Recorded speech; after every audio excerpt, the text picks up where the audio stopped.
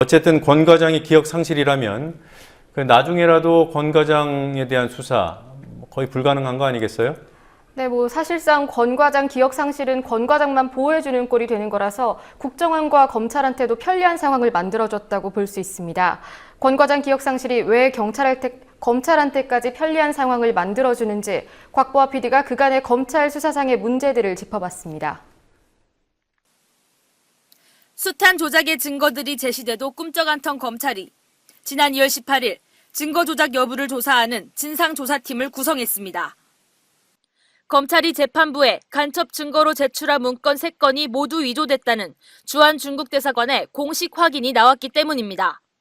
수사가 아니라 조사를 벌이던 검찰이 수사로 전환한 시점은 3월 7일. 국정원 협력자로 문건을 직접 위조한 김모 씨가 자살을 시도한 직후였습니다.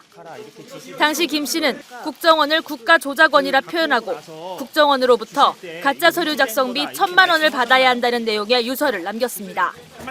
이때 검찰은 김 씨가 검찰 조사를 받고 난 뒤 수사검사에게 자살을 암시하는 문자를 보냈는데도 이를 무시했고 김 씨의 자살 현장에서 혈서가 치워지는 등 증거가 훼손되는 과정도 방치했습니다. 마지못해 시작된 수사가 시작부터 부실의 징후를 보였던 셈입니다. 이후 검찰은 3월 10일 박근혜 대통령의 유감 표명을 등에 업고 국정원을 압수수색하는 등 적극성을 띠는 모양새를 갖췄습니다. 그러나 하루 종일 실시된 압수수색은 정작 해당 간첩 사건을 총괄한 대공수사국장실은 뒤지지도 못한 채 끝난 사실이 야당 의원들의 국정원 방문을 통해 확인됐습니다. 그럼에도 불구하고 검찰 수사는 국정원 현직 요원들을 잇따라 체포 또는 소환하면서 기대감을 갖게 했습니다. 그러나 검찰 수사는 국정원 권모 과장이 소환 조사 이후 자살을 시도하고 병원에 입원하면서 사실상 중단됩니다.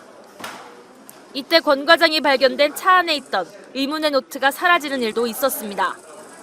권 과장 자살 시도 후 검찰 수사팀을 이끄는 윤갑근 검사는 대공수사 요원들의 긍지와 희생을 훼손하는 방향으로 수사가 진행돼선 안 된다는 게 수사팀의 일치된 생각이라며 검찰로선 굴욕적일 수밖에 없는 발언을 하기도 했습니다. 검찰은 시간을 끌다 권 과장의 직속 상관인 이모 대공수사처장과 최모 수사단장을 뒤늦게 소환했고 마무리 수순을 밟았습니다. 그 윗선인 수사국장, 2차장, 국정원장은 아예 수사 대상에 오르지도 않았습니다.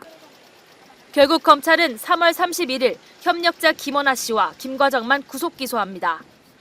권 과장과 이 처장 그리고 선양 총영사관에서 증거 조작에 가담한 이모 영사는 불구속 기소할 방침입니다.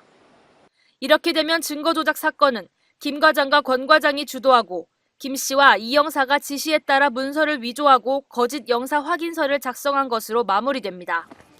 조작된 증거로 간첩 혐의를 주장해온 검찰에 바로 그 사건의 조작 범죄를 밝히라고 맡긴 것부터가 잘못이었습니다. 국민TV 뉴스 곽보아입니다.